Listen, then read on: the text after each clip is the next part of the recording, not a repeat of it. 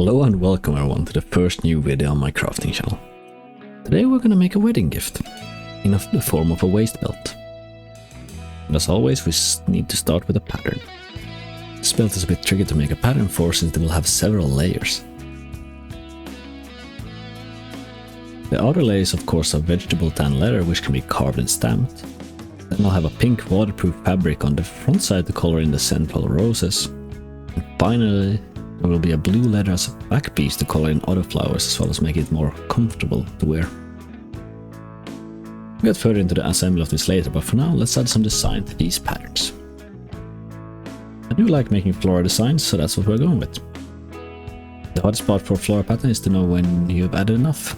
You want it to be enough to not have too much empty spaces to stamp out, as well as enough variety in the vegetation to make it interesting to look at. My system had three colors to work with: the pink, the blue and the green leather stain, which will make the greenery stand out from the stained leather in the end. The actual drawing process. I found some rose stencils online that I printed and then used a light board to trace it onto the pattern. This was the only part I did this for, as the rest were freehand.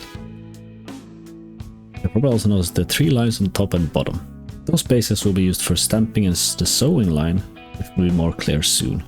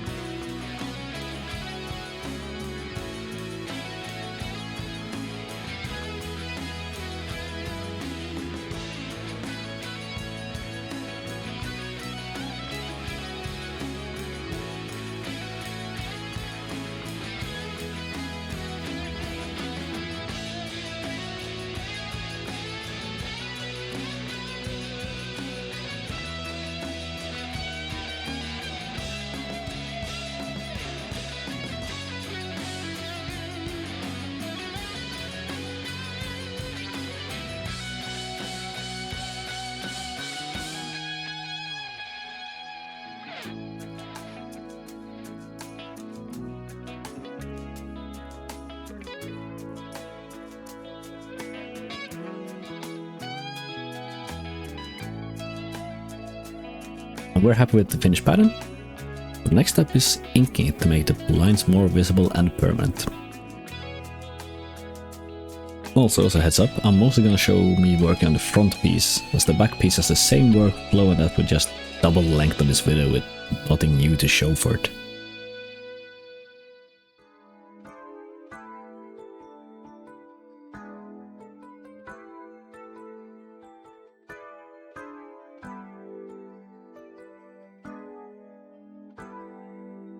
When the inking is complete, it's time to trace.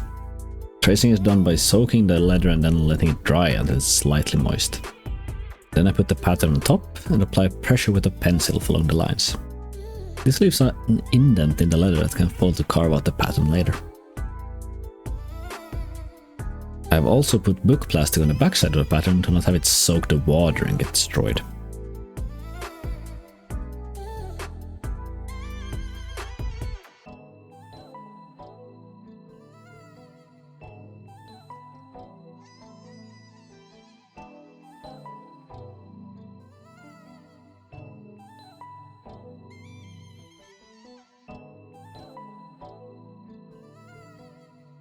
With the pattern traced came the most time-consuming thing: to cut out the petals with an X-Acto knife, or scalpel if you will.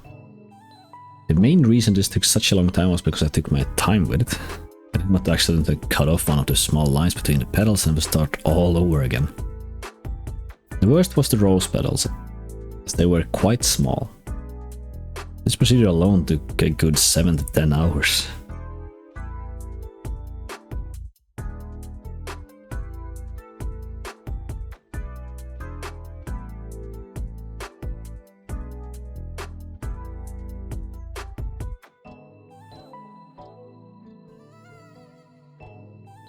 The lines on the top and the bottom are quite uneven. It's time to fix those. For a start, I carve out the innermost line and then go on to the stamps. For the second line I use a basket weave stamp to create an outline. I can then follow this outline to create a second carved line. I also decided between the cordings not to leave a separate line for the stitches. Instead I will put them into the carved groove that the swivel knife left. So I started carving the pattern instead of completing the outlines at this stage. Upon the stamping.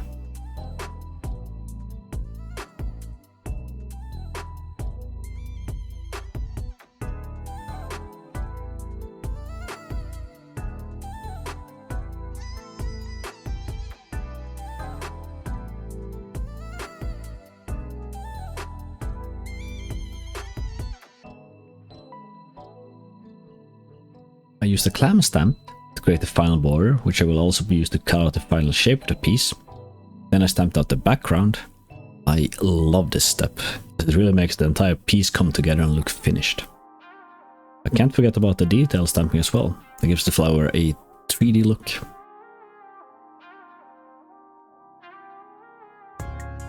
Now, before I cut out the final piece, I do some coloring.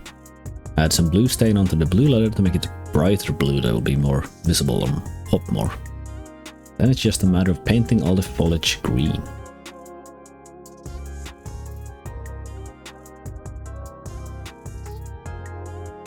The good thing with leather dyes is that it dries fast, so I could almost instantly glue the pieces together after I was done painting. Start with the pink piece of fabric and then the blue leather. I use normal wood glue for this.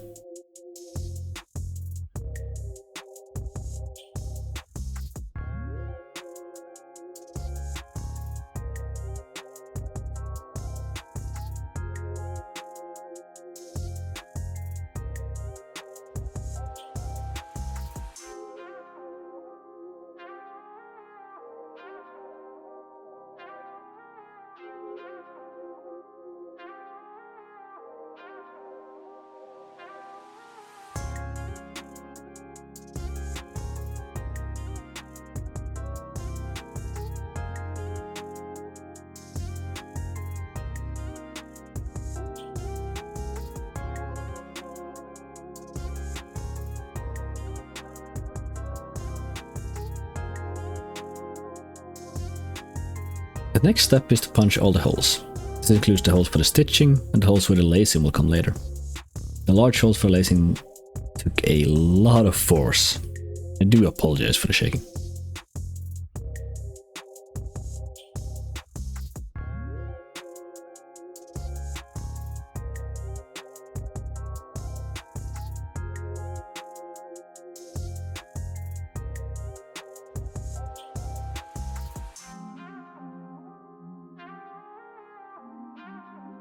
Then I started to stain the leather, make it look older and darker. But it was here I noticed a mistake. I should not have glued the piece together before I stained it, since now I also had to be careful to not get stains on the fabric behind the leather, as that would definitely discolor it. But with a lot of effort and patience, I managed to keep it clean and can move on to the stitching. To stitch I used a wax thread that allows it to glide better, and the stitch is called a saddle stitch, which makes a line without gaps. When the stitch is done, it was time to cut out the final shape, and man, it does look good already.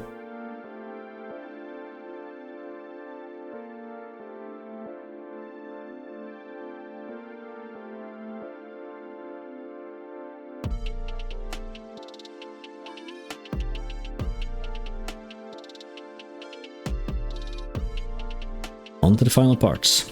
I wanted to add skirt hikes to this piece as well. To make those I made two mirrored teardrop shapes with a simple stamping on them. Burnished edges and stained them in the same vintage gel I used on the main piece. And the actual hiking rings are two brass rings on each that I got from the groom. Then it was a simple process of punching holes to fasten them in.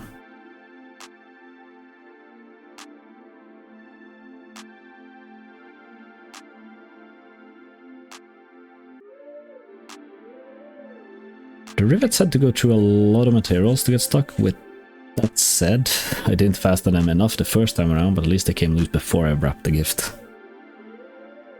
I originally wanted to use the same colored lacing, but realized I didn't have enough of it. So I ended up with two slightly different colors that still worked well together. That's this wedding gift done. I've heard from the bride that she really liked it. My wife helped me show off the final product here, as I could not really ask the bride before she actually got the gift. I'm so happy with how it turned out. I can definitely see myself making more of these in the future. But for now, well, thank you all so much for watching. Leave your thoughts down below, and until next time, see ya.